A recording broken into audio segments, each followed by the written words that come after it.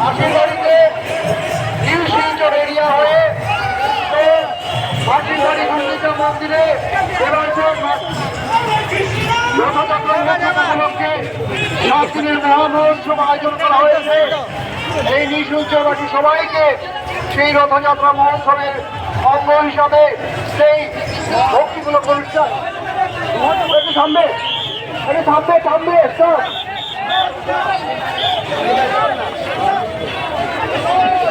সাজিদ সেটে যাও